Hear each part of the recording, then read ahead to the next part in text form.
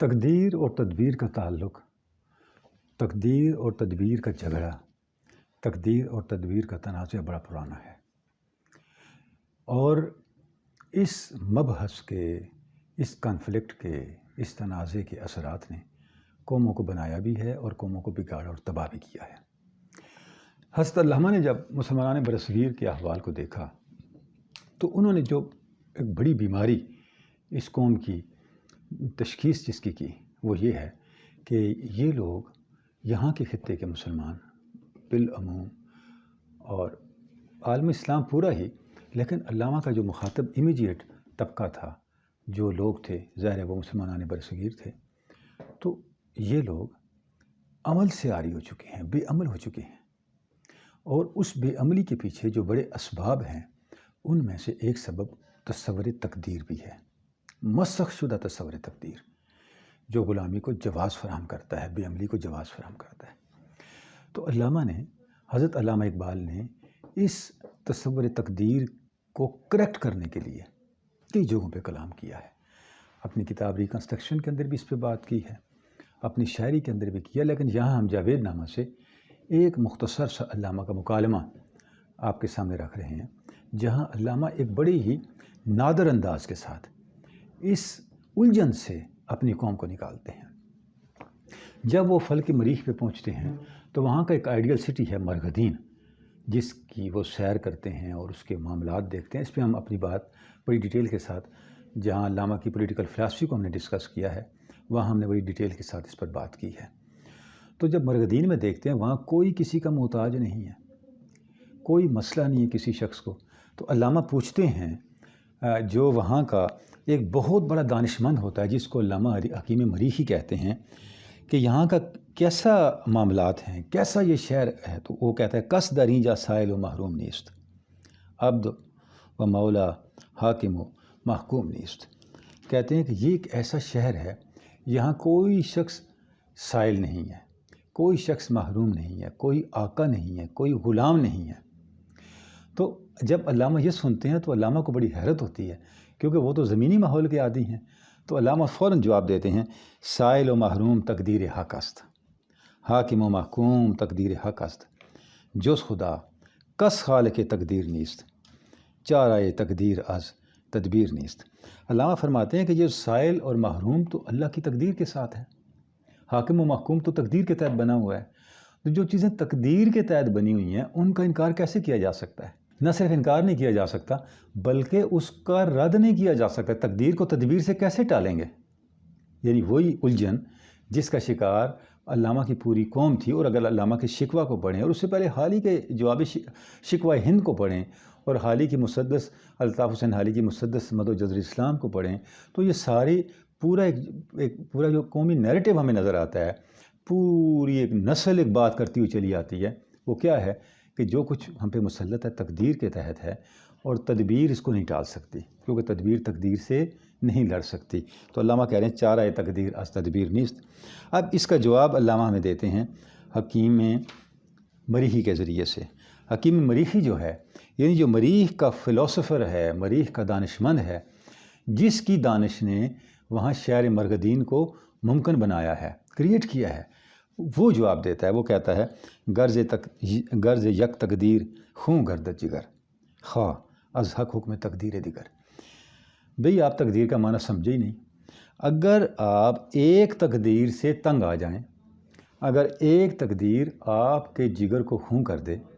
ایک تقدیر آپ کے معاملات کو مختل کر دے، تو اللہ کی بارگاہ سے نئی تقدیر مانگ لیں، اللہ کی بارگاہ سے نئی تقدیر طلب کر لیں۔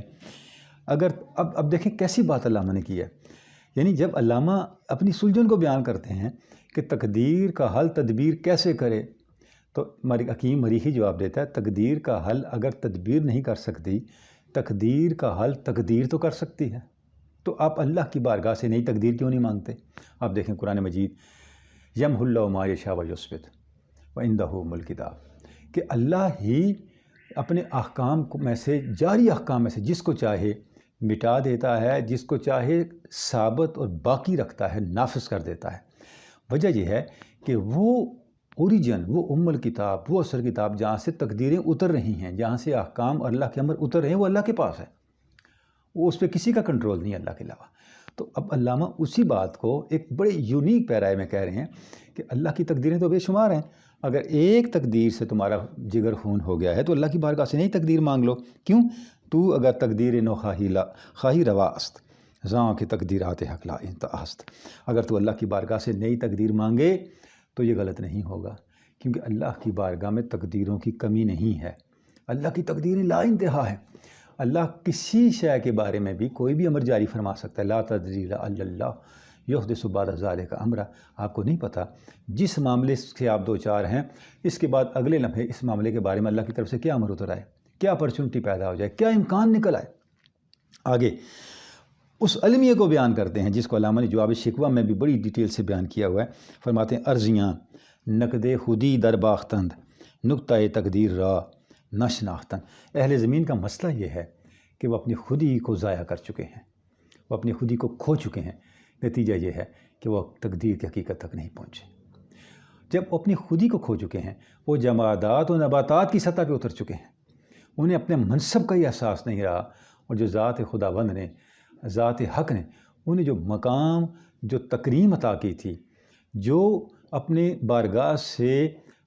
اخذ کرنے کی، اپنی بارگاہ سے عطائیں، عنایات اور فضل لینے کی استعداد عطا کی تھی، انہوں نے وہ استعداد ضائع کر دی ہے۔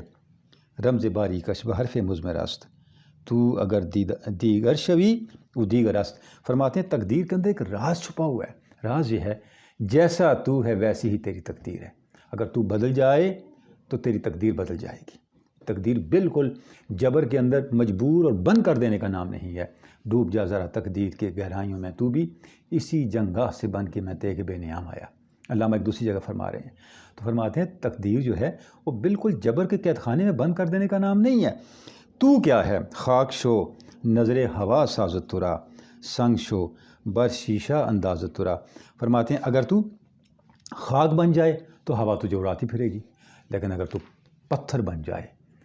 تو سنگ بن جائے، چٹان بن جائے تو تو شیشوں کو توڑنے والا بن جائے گا۔ اور اس کے بعد شبنمی افتندگی تقدیر توست کلزم پائندگی تقدیر توست، اگر تو شبنم بن جائے تو تیرا مقدر گر جانا ہے، اور اگر تو کلزم بن جائے تو تیرا مقدر پائندگی ہے،